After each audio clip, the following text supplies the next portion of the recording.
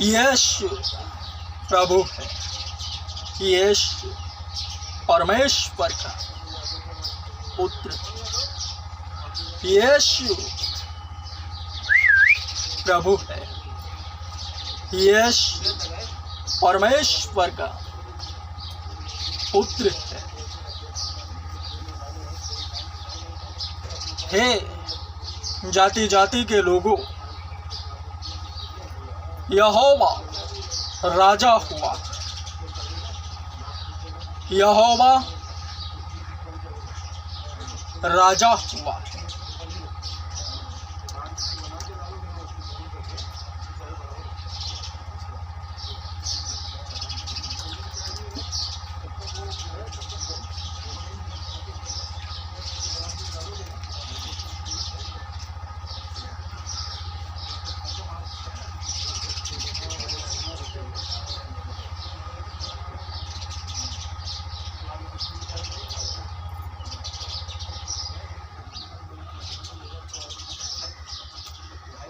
यूहन्ना रचित सुसमाचार अध्याय 12 वचन 32। और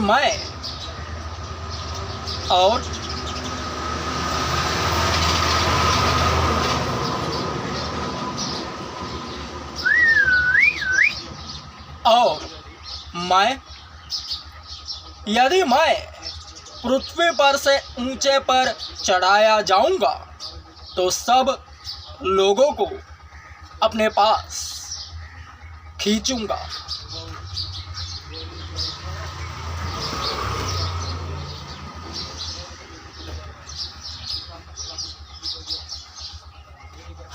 कितना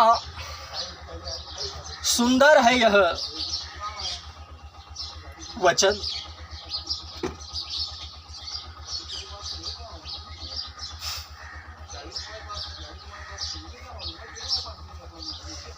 कितना सुंदर है यह वचन और इसकी गुप्त गहनीय बातें।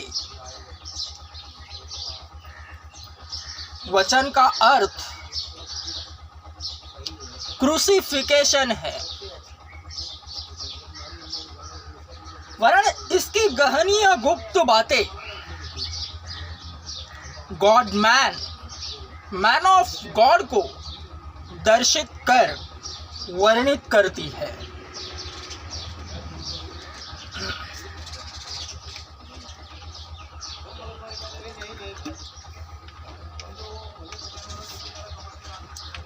स्वयं यीशु ने कहा है, यदि मैं पृथ्वी पर से ऊंचे पर चढ़ाया जाऊंगा तो सब लोगों को अपनी ओर खींचूंगा। यहाँ आत्मिक प्रश्न उत्पन्न होता है, वो कैसे?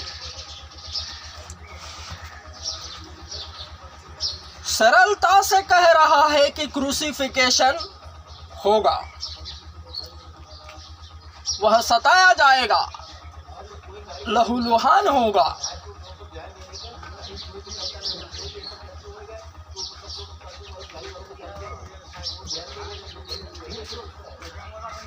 भौतिक संसार पाप से भरा है।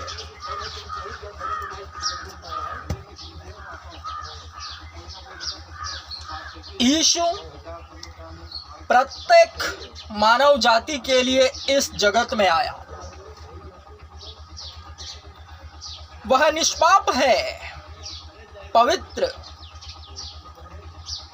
वरन हरेक मनुष्य पापी है। हरेक के गुनाहों की सजा उसने स्वयं पर ली है। पापों का दंड, पाप का वेतन मृत्यु, जो दंड वह उसने स्वयं पर उठाया है। मृत्यु जिन जिन मनुष्यों के स्वयंकृत पापों के कारण उनकी मृत्यु होनी थी, वह मृत्यु उन लोगों की न हुई, वरन वह मृत्यु यीशु मसीह ने स्वयं पर उठाई। पाप की सजा स्वयं पर, बीमारी स्वयं पर कोड़े खाकर अपना बेशकीमती पवित्र लहू बहाया। जिस पाप के कारण मनुष्य अपमानित होता है, वह अपमान उसने स्वयं का किया। क्रूस उठाया, मनुष्यों के पापों के बोझ को उसने उठाया, चलते हुए गया कलवरी की ओर, और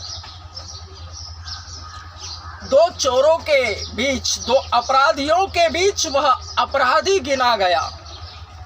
निरपराध होने के बावजूद वह अपराधी गिना गया। इससे वह वचन पूरा हुआ जो यूं कहता है,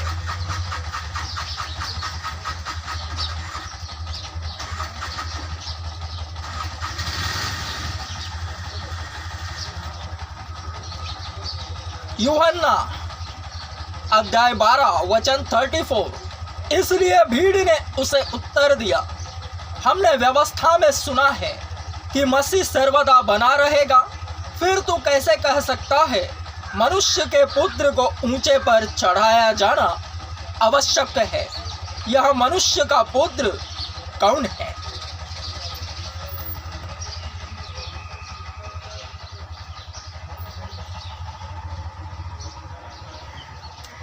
यीशु ही मसीह है। यह वाक्य, यह घटना इज़राइल में हुई। वहां परमेश्वर ने धर्म ग्रंथ दिया था, जिसे पढ़कर लोग धार्मिक बने, वरना धार्मिकता उन्हें समझ न आई।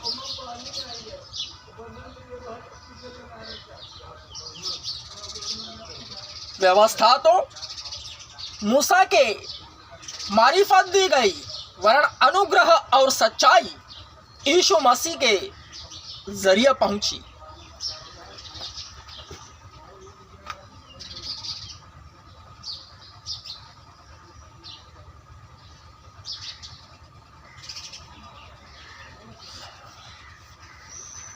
मसीह सर्वदा जीवित रहेगा। कैसे जीवित रहेगा? यहां जो प्रश्न है वह इस प्रश्न को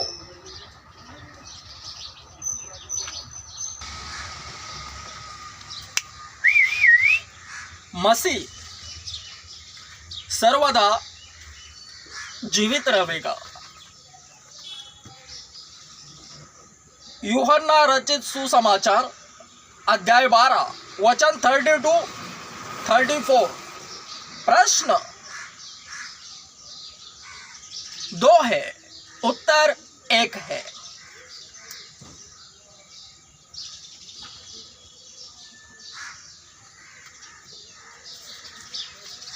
बत्तीस में यीशु कहता है, मैं पृथ्वी पर से ऊंचे पर चढ़ाया जाऊंगा तो सब लोगों को अपने पास खींचूंगा।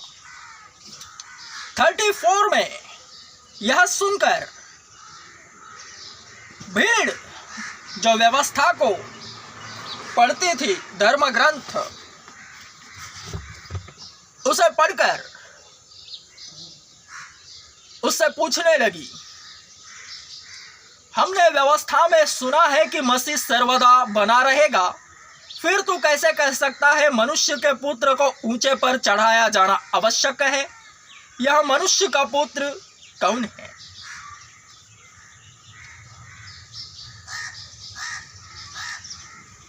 क्रूसिफिकेशन। यीशु मसीह ने समस्त मानव जाति के गुनाहों को अपने ऊपर उठाया। यीशु मसीह बेगुनाह होकर भी गुनाहगार ठहरा। ओरिजिनल यीशु मसीह, जेरोक्स कॉपी उसके अनुयायी, उनके साथ भी ऐसा ही होवेगा। क्यों ही वचन पूर्णत्व प्राप्त करेगा, अर्थात मसीह सर्वदा जीवित रहेगा। कुछ इस तरह से जो भी मैन ऑफ गॉड, जिसके कान हो वे ध्यान से सुने, गॉड मैन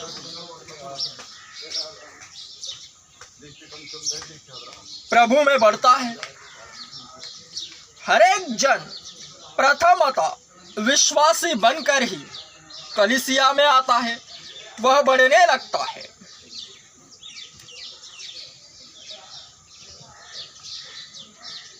पापों की स्वीकारोक्ति करता है, उसके पाप उसके सामने आ जाते हैं, उसके गुनाह।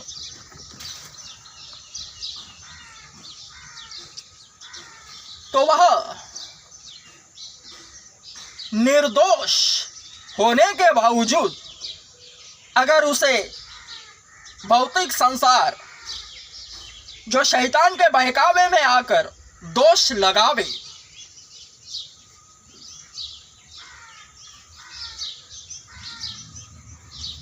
वह सच्चा है फिर भी उसे झूठा साबित करे,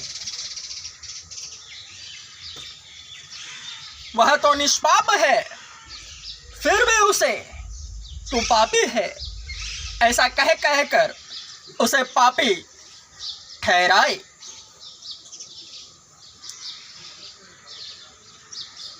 अर्थात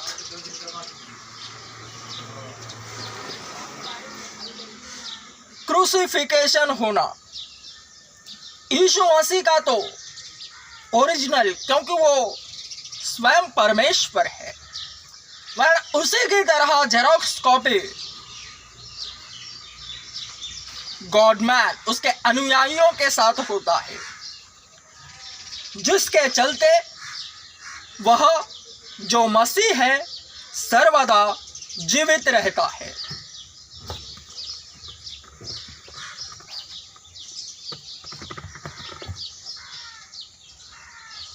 परमेश्वर का राज्य किसी पॉलिटिकल पार्टी की तरह है। प्रभु यीशु ने स्वर्ग के राज्य एवं परमेश्वर के राज्य की बहुत से उदाहरण दृष्टांतों में दिए हैं।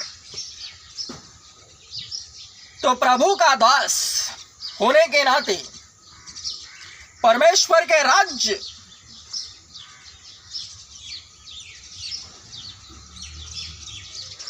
के भी दृष्टांत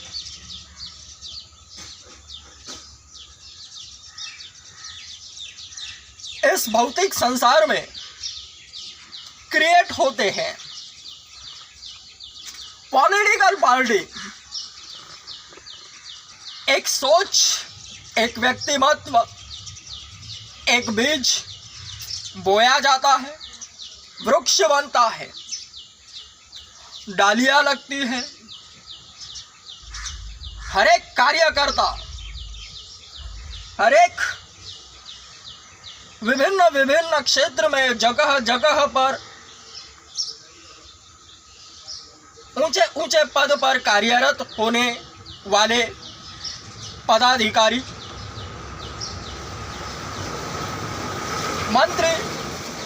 मंत्रीगण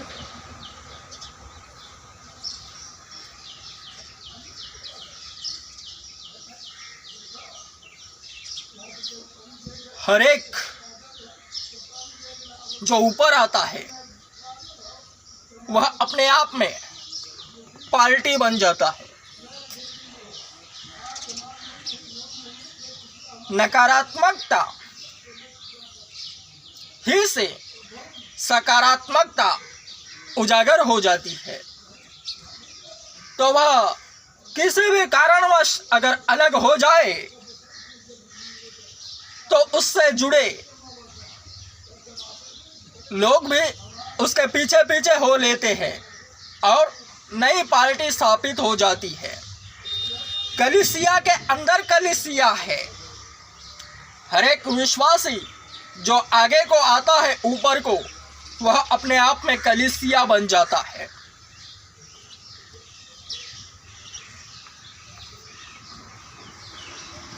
क्योंकि भक्तगण देखते तो अगवे ही को, गॉडमैन को, वरन कुछ कुछ अंदर कलीसिया में कार्य करने वाले सेवादारों, वर्शिपर, वॉलेंटियर्स, हर प्रकार के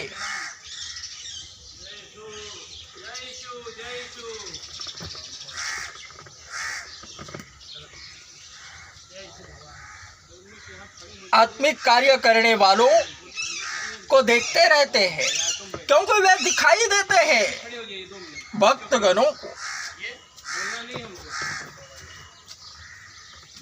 तो कई कई लोग उन्हें फॉलो करने लगते हैं। इसी तरह से जय यीशु, छोटी छोटी कलीसिया घर ही पर तैयार होने लगती है। बड़ी बड़ी कलीसियाओं में काम करने वाले सेवादार, वॉलंटियर्स, वर्शिपर घर ही में,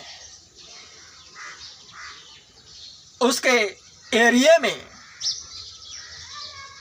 10, 20, 25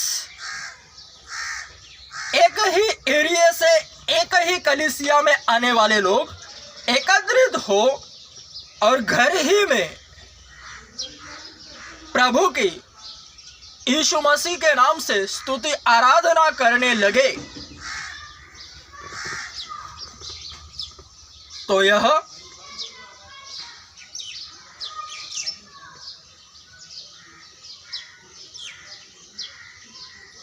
चर्च बनने लग जाता है।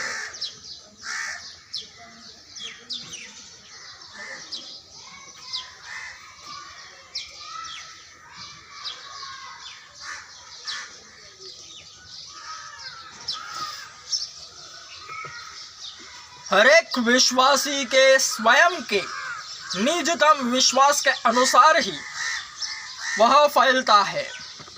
इसे भली बात याद रखना।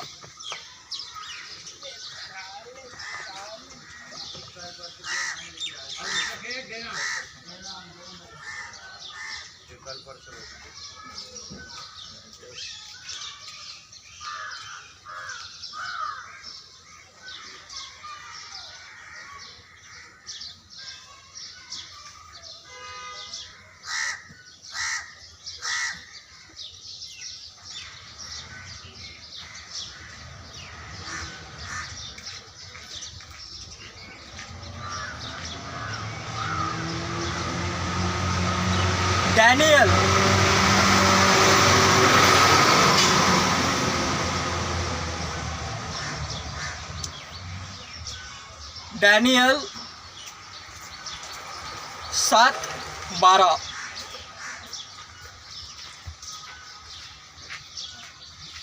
1.5 घंटे में हो जाएगा के तहत मसीह सर्वदा जीवित रहेगा, अर्थात मजबूत कलीसिया को कार्यान्वित एवं स्वचालित करने वाला गॉडमैन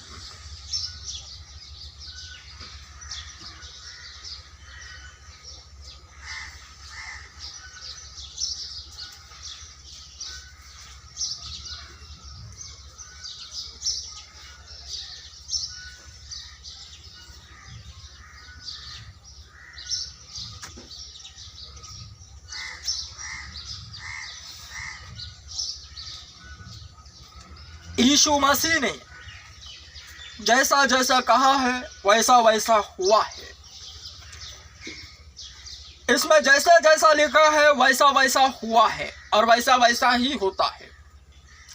यीशु मसीह ऊंचे पर चढ़ाया गया, अब वह सबको अपनी ओर आकर्षित कर रहा है, खींचता है। यूहन्ना 10:32 के तहत क्षण क्षण में उसके विषय बातें होती है। सुसमाचार तेजी से फैल रहा है। कलीसियाओं में, जगत में जगह जगह कलीसियाएं हैं और हर कलीसिया में रोजाना नए नए लोग खींचे चले आते हैं।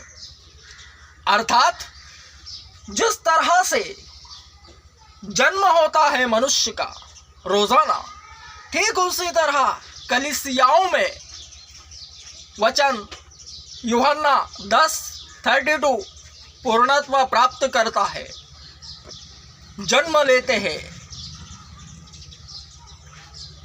पहली बार चर्च में जाने वाले लोग खींचे चले आ जाते हैं। हर कलीसिया में हर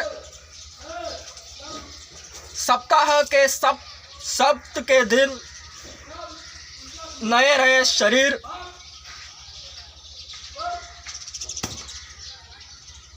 खींचे चले आते हैं।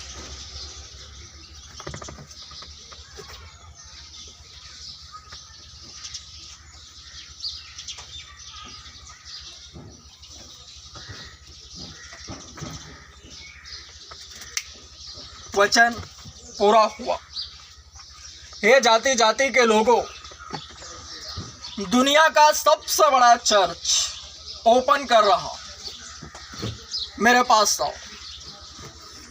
यीशु मसीह का अनुभव लेने के लिए, आध्यात्मिक बनने के लिए, यीशु मसीह के नाम से अर्थात पिता, पुत्र और पवित्र आत्मा से बपतिस्मा लेने के लिए मेरे पास आओ।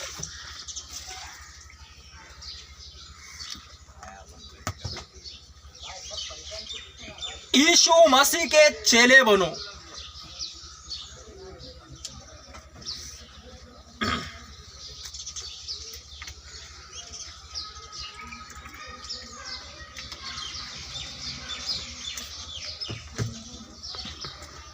मसीह में मेरा केवल एकमात्र आत्मिक उद्देश्य यही है। जो कार्य प्रभु यीशु ने सबों को दिया है, सभी करते हैं।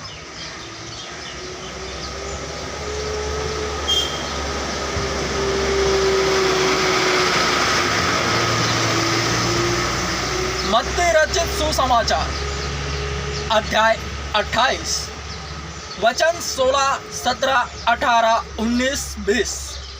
चेलों को दर्शन और अंतिम आज्ञा। तत्पश्चात 11 चेले गलील के उस पर्वत पर गए जिसे यीशु ने बताया था, और जब उन्होंने उसे देखा तो उसको दंडवत किया, परंतु किसी किसी को संदेह हुआ।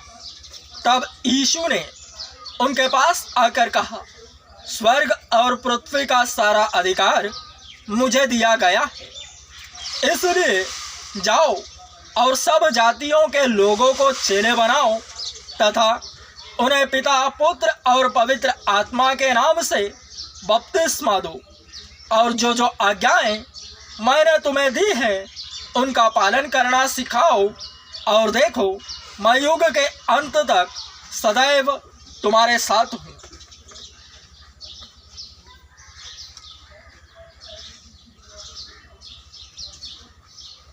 यह तो चेलों को दर्शन और अंतिम आज्ञा है। जो भी प्रभु यीशु मसीह का कार्य करने लगता है वह वचन के तहत वहीं पर मौजूद पाया जाता है। प्रभु यीशु मसीह की उपस्थिति में वह स्वयं उपस्थित होता है। अर्थात संक्षेपाक्षर वचन के तहत यीशु मसीह ने चेलों को दर्शन और अंतिम आज्ञा दी है। तो प्रभु का दास होने के नाते वचन को सटीकता से स्पष्टित करने हेतु कहूं तो जिन चेलों को यीशु ने दर्शन दिया और अंतिम आज्ञा दी, उन चेलों के दरमियान मैं स्वयं उपस्थित था और यीशु मसीह के उपस्थिति में मैं यह सुन रहा था।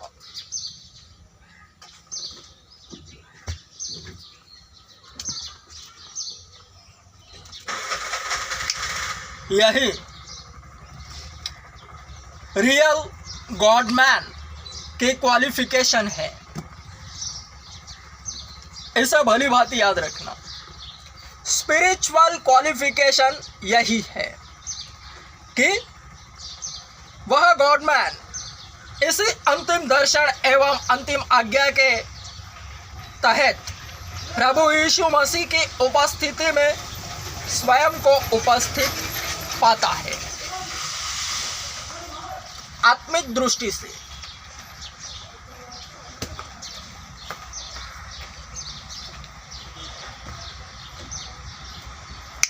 आमेन। स्ट्रॉन्ग